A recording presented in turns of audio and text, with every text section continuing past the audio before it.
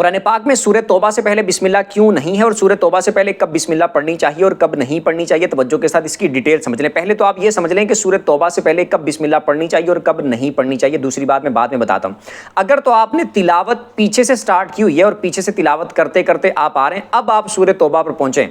تو اب آپ کو بسم اللہ پڑھنے کی حاجت نہیں ہے، آپ اسی طرح بسم اللہ پڑھے بغیر ہی سورہ توبہ سٹارٹ کر دیں۔ لیکن اگر آپ نے تلاوت سٹارٹ ہی سورہ توبہ سے کی، یعنی قرآن پاک کھولا ہے اور آپ نے پڑھنا ہی سٹارٹ سورہ توبہ سے کیا، تو اب آپ اعوذ باللہ من الشیطان الرجیم یہ بھی پڑھ لیں اور بسم اللہ الرحمن الرحیم بھی پڑھ لیں۔ بعض لوگوں میں جو مشہور ہے نا عوام کے اندر کہ پڑھنی ہی نہیں ہے، جائز ہی نہیں ہے بسم اللہ پڑھنا سورہ توبہ سے پہلے، تو وہ بالکل غلط بات ہے۔ دوسری بات یہ کہ سورہ توبہ کے سٹارٹ میں قرآن پاک میں بسم اللہ موجود کیوں نہیں ہے، تو علماء نے اس کی مختلف توجیحات بیان کی ہیں۔ ایک وجہ تو یہ ہے کہ قرآن پاک کی آیات جب نازل ہوتی تھی تو جس صورت کے ساتھ بسم اللہ نازل ہوئی تو وہ لکھی ہوئی ہے، سورہ توبہ کی آیات کے ساتھ بسم اللہ نازل ہی نہیں ہوئی تھی، جبرائیل علیہ السلام لے کر ہی نہیں آئے تھے، اس وجہ سے اس کے سٹارٹ میں بسم اللہ موجود نہیں ہے، نبی پاک صلی اللہ علیہ وسلم نے لکھوائی نہیں۔ اور نبی پاک صلی اللہ علیہ وسلم کی عادت کریمہ یہ تھی کہ نبی پاک علیہ السلام جب بھی کاتبین وحی کو بلاتے، یعنی وحی نازل ہوتی تو وحی لکھنے والے صحابہ کرام کو جب بلاتے تو دو صورتوں کے درمیان فاصلہ کرنے کے لیے بسم اللہ نبی پاک صلی اللہ علیہ وسلم لکھواتے تھے۔ تو یہاں پر سورہ توبہ کی جو آیات تھی اس کے سٹارٹ میں نبی پاک صلی اللہ علیہ وسلم نے بسم اللہ لکھوائی نہیں،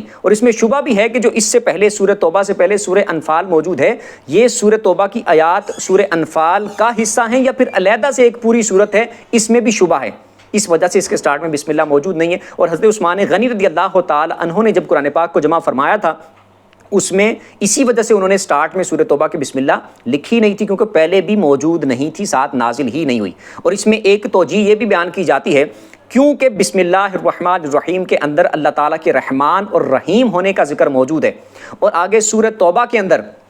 ایسی آیات موجود ہیں جس میں اللہ تعالیٰ کے قہر و جلال کا ذکر موجود ہے، منافقین پر قہر و غضب کا ذکر موجود ہے، تو اس طرح کی عذاب والی آیتیں موجود ہیں، تو رحمان اور رحیم اللہ پاک کے ہونے کا ذکر ہونے کے بعد فوراً بعد عذاب والی آیتیں، قہر و جلال والی آیتیں تھوڑا مناسب نہیں تھا، اس وجہ سے اس کے سٹارٹ میں بسم اللہ نہیں موجود۔ لیکن وہ جیسے کہ میں نے بتا دیا کہ اگر سٹارٹ ہی تلاوت کسی نے اس سے کی سورہ توبہ سے، پھر آپ اعوذ باللہ بھی پڑھ لیں اور بسم اللہ بھی پڑھ لیں۔ امید کرتا ہوں سمجھ آ گئی ہوگی۔